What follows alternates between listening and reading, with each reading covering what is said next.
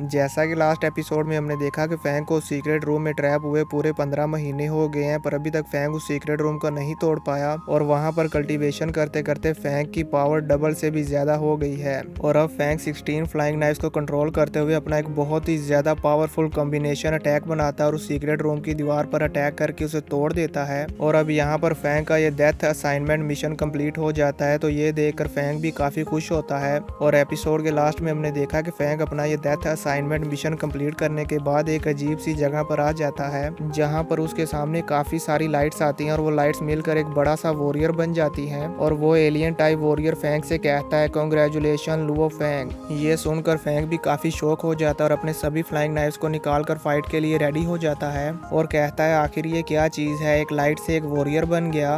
अब आगे episode start होता है और हम एंशिएंट सिविलाइजेशन की बेस का व्यू देखते हैं, जहां पर इंस्पेक्टर वेलिडमीर और बाकी सभी स्टाफ अपना अपना काम कर रहे होते हैं। और इंस्पेक्टर वेलिडमीर वहां पर उन सब को मॉनिटर कर रहे होते हैं और कहते हैं कि एंशिएंट सिविलाइजेशन रूइंस नंबर 9 बिल्कुल नॉर्मल है, इसमें कुछ भी एबनॉर्मल नहीं हो रहा। जिसके बाद वो आराम से कॉफी पीने लगते हैं कि तभी वहां पर डेंजर अलार्म एक्टिवेट हो जाता है, जो देखकर इंस्पेक्टर वेलिडमीर भी एकदम से शॉक हो जाते हैं। ये देखकर वहां पर मौजूद पूरा स्टाफ बहुत ही ज्यादा हैरान हो जाता है, क्योंकि अभी कुछ देर पहले ही एंशिएंट सिविलाइजेशन बिल्कुल नॉर्मल थी और अभी अचानक से ये डेंजर अलार्म एक्टिवेट हो गया और पूरा मॉनिटर सिर्फ डेंजर ही डेंजर दिखा रहा है। तभी वहां पर एंशिएंट सिविलाइजेशन का गेट ओपन होने लगता है, जो देखकर वहां पर मौजूद एक वॉरियर बहुत ही ज्यादा डर जाता है और कहता है, चैनल ओपन हो रहा है। तभी हम मॉनिटर पर देखते हैं कि एंशिएंट सिविलाइजेशन रूइंस नंबर 9 का गेट ओपन हो रहा है, जहाँ से फैंग ट्रायल देने के लिए अंदर गया था।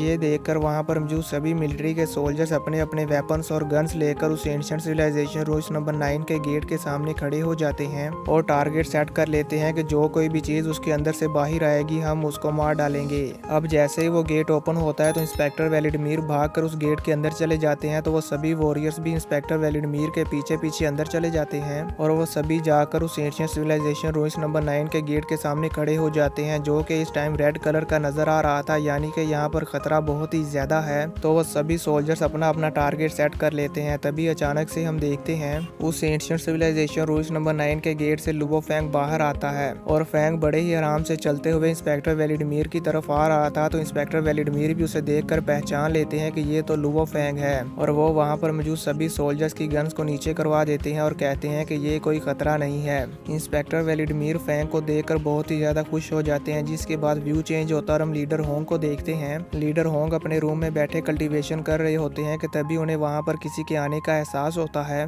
तो वो अपनी कल्टीवेशन को वहीं पर रोक देते हैं। तभी हम देखते हैं कि वो तो लीडर होंग के तीनों गार्ड्स वॉरियर हैं, जो कि लीडर होंग को कुछ बताने के लिए आ रहे थे। लीडर होंग भी उन तीनों को अपनी तरफ आते हुए देखकर अपनी कल्टीवेशन रोक देते हैं और कहते हैं, अंदर आ जाओ। जिसके बाद वो तीनों लीडर होंग के वॉरियर गार्ड्स अंदर आ जाते हैं और लीडर होंग को ग्रीट करते हैं। लीडर होंग उनसे पूछते हैं, ऐसा क्या हो गया जो तुम लोग इतनी जल्दी जल्दी में मेरे पास आए हो। तो उनमें से एक वॉरियर कहता है, leader Luo Fang ancient civilisation ruins number 9 से अभी अभी बाहर आया है।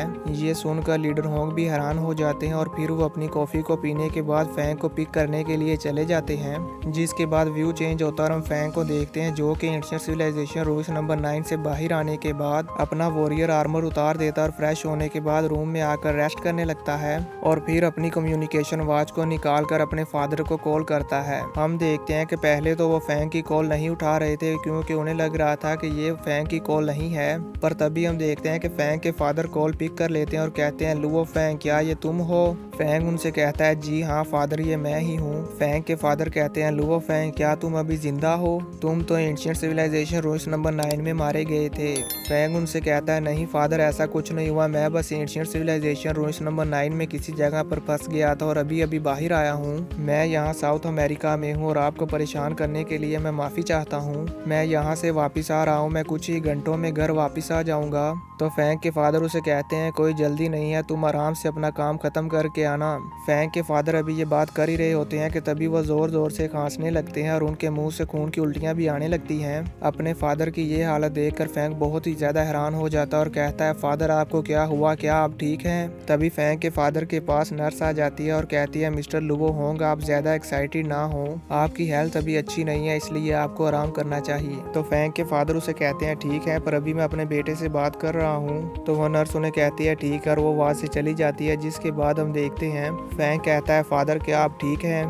तो फैंग के फादर कहते हैं मैं ठीक हूँ, तुम्हें पैनिक होने की ज़रूरत नहीं है और लकीली हमारी फैमिली भी बिल्कुल ठीक है, तुम वापस आओ और सब ठीक है। ये सुनकर फैंग को भी थोड़ा रिलीफ मिलता है और कहता है जी हाँ फादर, मैं जल्दी ही वापस आ जाऊंगा। जिसके बाद फैंग के फादर कॉल कट कर देते हैं और अब हम देखते हैं कि फैंग के फादर रेस्ट कर रहे होते हैं कि तभी वहाँ पर हुआ आता है और कहता है फादर, मैंने यूरोप की एडवांस मेडिकल फैसिलिटी से बात की है और उन्होंने कहा है कि वो आपका इलाज कर सकते हैं। तभी उसके फादर कहते हैं हुआ, तुम्हारा ब्रदर लुओ फैंग वापस आ गया है। ये सुनकर हुआ भी काफ़ी ज़्यादा हैरान हो जाता है और उसके हाथ से दूध का गिलास भी गिर जाता है। जिसके बाद व्यू चेंज होता है, हम यूजिन को देखते हैं जो कि बहुत ही ज़्यादा उदास होती है और उसके सामने फैंग और उसकी पिक्चर पड़ी होती है, यानी कि यूजिन अभी भी फैंग को बहुत ही ज़्यादा मिस करती है। और हम देखते हैं कि यूजिन यहाँ पर सो रही होती है और वो फैंग के साथ बिताए हुए वक्त को याद कर रही होती है जब फैंग और यूजिन एक साथ थे।